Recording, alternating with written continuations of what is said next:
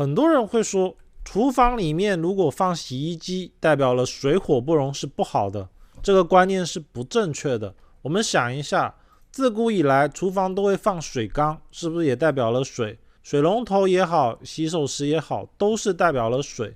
它并不会说因为有炉灶的关系，就会对水跟火之间会产生冲克，并不能这样论。但是呢，只有我这张图上面这种情况，也就是炉子灶台上面下面有洗衣机，这种时候呢才叫做水火不容。而且这种格局我们可以直断当事人赚钱赚到的钱会被花光，也就是一种破财的象。